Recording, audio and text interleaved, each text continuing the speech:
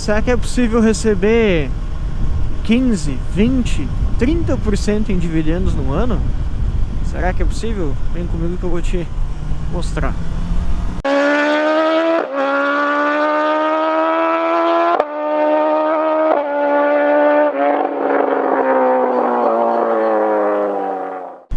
Tá buscando, tá gravando, salve família, tudo bem com você? Esse aqui é o Motociclista Investidor, mais um vídeo. E dividendos é um assunto muito bacana de conversar. Eu gosto muito de receber dividendos, que é aquele lucro distribuído pelas empresas que cai direto na nossa conta. É aquele famoso ganhar dinheiro enquanto estamos dormindo, né? Dinheiro que a gente ganha sem ter que trabalhar.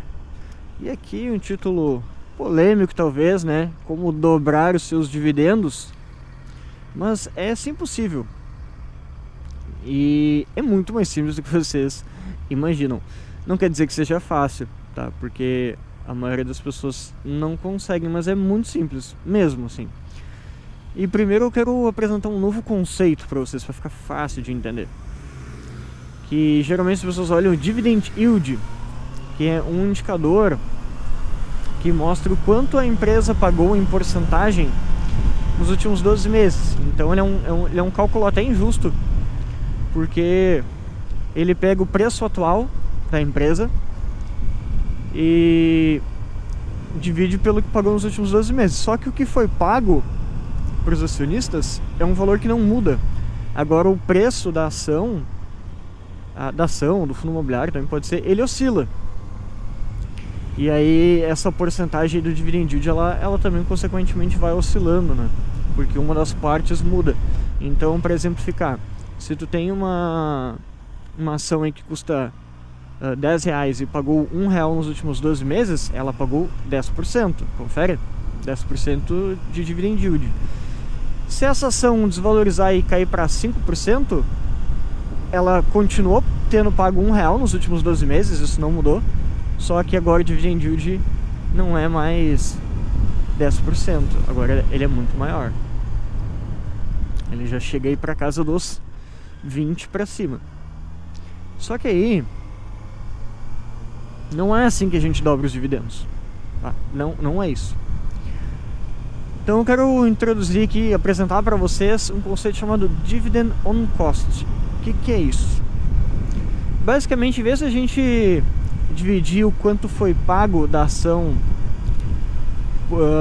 pelo preço atual, a gente vai dividir pelo preço médio. Isso mesmo. E o que é o preço médio? O preço médio é uma coisa que muitos investidores acabam olhando com olhos errados, ou talvez elas sabem o que é, mas utilizam para tomar decisões e aí não é uma coisa boa. Vamos lá, o que é o preço médio? Basicamente, quando tu vai comprando as ações, vamos supor que tu compra uma ação a R$20.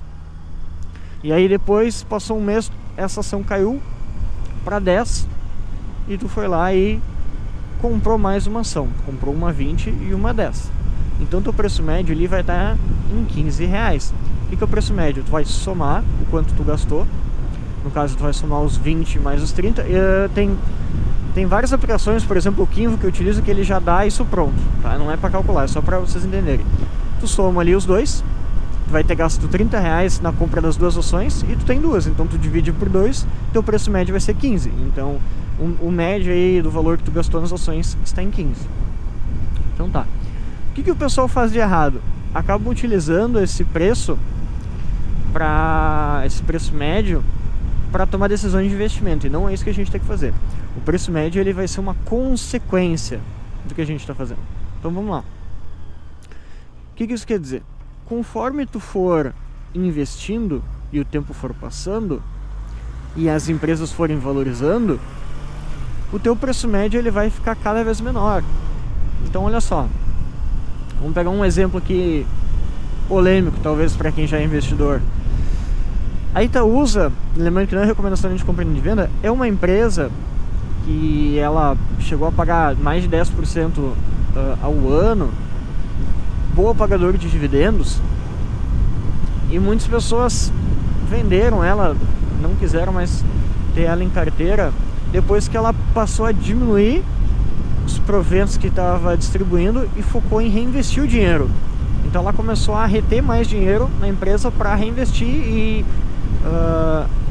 começar a adquirir novas empresas, participação em novas empresas, porque é isso que ela faz, ela é uma holding, ela tem participação em outras empresas e ela quis expandir isso e focar no crescimento, o que eu não acho ruim, o que eu até gosto e prefiro que ela faça isso, porque quanto mais ela investir nela mesma, com o passar dos anos ela vai crescer mais, ela vai poder ter uma receita maior para me pagar mais dividendos, certo?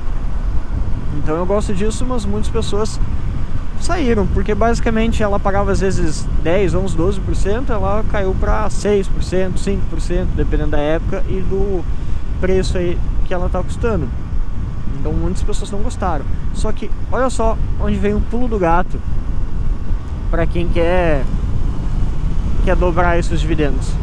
As pessoas que continuarem investindo, vamos pegar aí, por exemplo, quem investe nela desde, sei lá, 2015, já é um tempo bem considerável aí, uns 8 anos investindo. Essa pessoa, se ela continuar investindo de forma consistente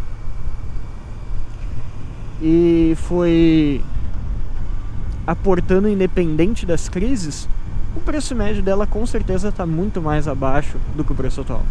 Até o preço atual ele deu uma caída, tá em torno acho que de R$8, alguma coisa. Só que a pessoa, se ela tá comprando há muito tempo atrás, ela pode estar com o preço médio em R$6, por exemplo, 6, 7. E aí, automaticamente, o dividendo ele sobe. Então, olha só, deixa eu pegar outro exemplo para vocês. A Taesa, ela pagou aí nos últimos 12 meses 17% alguma coisa, um valor muito alto. E ela tá custando aí R$34.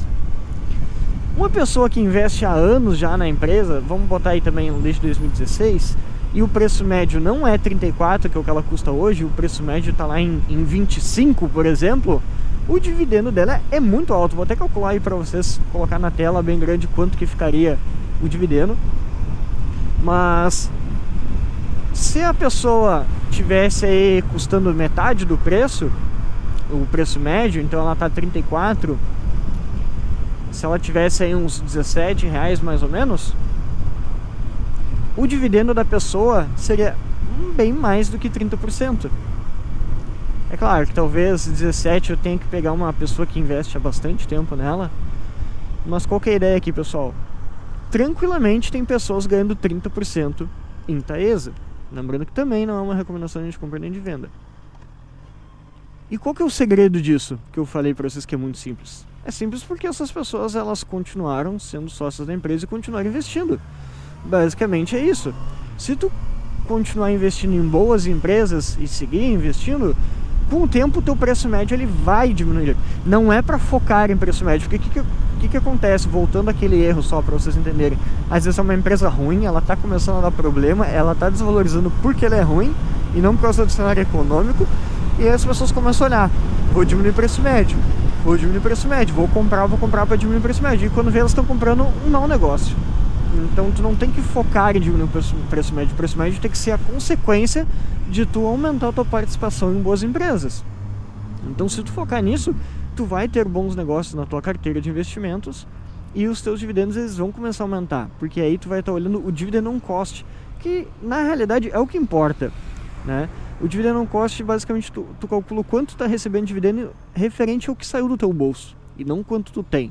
Então, se o teu preço médio aí tá em R$17 na Taesa, ela tá custando 34, beleza, se tu comprar uma ação hoje é 34, mas o que saiu do teu bolso foi 17. Então, é interessante tu calcular em cima do 17, porque é o que saiu do teu bolso, é o que tu gastou. E aí tu pode acabar atingindo porcentagem de 20, 30, 40, 50% às vezes, ou até mais. Se a gente for pegar aí o Barça, por exemplo, o maior investidor pessoa física do Brasil, ele faz esse tipo de cálculo. E tem empresa que já está pagando muito mais de 100% para ele. Por quê? Porque ele investe há tantos anos que as empresas já multiplicaram por várias vezes e continuam pagando dividendos proporcionais.